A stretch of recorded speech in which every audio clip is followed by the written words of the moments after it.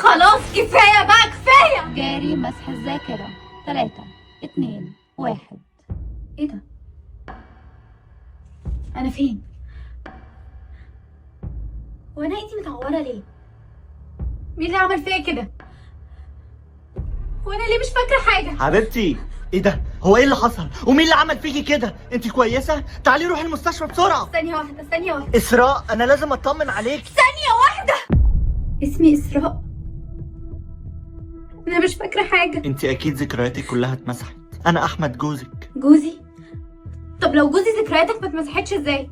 مش المفروض ذكرياتنا كلنا بتتمسح؟ ده ذكرياتي ما اتمسحتش المره دي، يمكن يكون حصل حاجه غلط في السيستم. طب بما انك فاكر بقى، مين اللي عمل فيا كده؟ معرفش، انا لسه داخل البيت حالا، يمكن تكوني وقعتي. طب تعالي بس، تعالي نطهر الجرح. ماشي.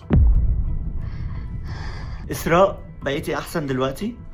شكرا. طب بصي انا عايزك ترتاحي خالص، ما تقلقيش، انا اللي هعمل الاكل. طب انا هدخل اريح شوية.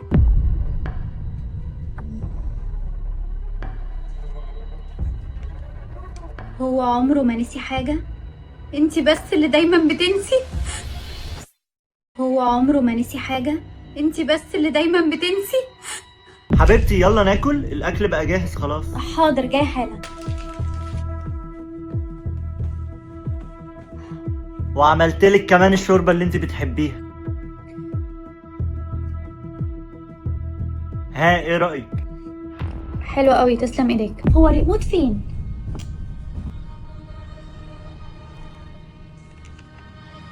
ده مش جوزك،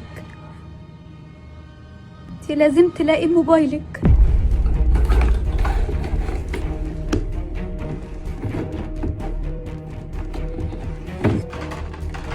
دوري على حاجه يا حبيبتي. لا خالص، انا بس كنت زهقانه شويه فقلت اما اقلب على موبايلي. صحيح انت تعرف فين موبايلي؟ هو انت ما تعرفيش؟ صح، انت نسيتي. في ايه؟ موبايلك بايظ. وبعدين يا اسراء انت اصلا من زمان ما بتحبيش تمسكي الموبايل. هو في حد ما بيحبش يمسك الموبايل؟ انت. طيب يا سيدي اديني موبايلك. وانت ليه يعني عايزه تفتشي في موبايلي؟ افتش؟ انا كنت هقلب في صورنا عادي، مش يمكن افتكرك؟ لا للاسف، ما انت عمرك ما هتفتكري حاجه. وما تقلقينيش عليكي بقى، انا لازم اروح الشغل دلوقتي. طب وانا؟ انت ايه يا اسراء؟ مش فاهم. انا ما عنديش شغل؟ لا ما عندكيش شغل، ما انا ياما قلت لك ان انت لازم تشتغلي وانت دايما كنت بترفضي. انا رفضت ان انا اشتغل؟ يو بقى يا اسراء، انا كده هتاخر على الشغل. يلا سلام سلام. صحيح، اوعي تخرجي، انا عامل انذار على الباب، لو حاولتي تخرجي الانذار هيشتغل وهيلم عليكي الناس كلها. باي يا حبيبتي.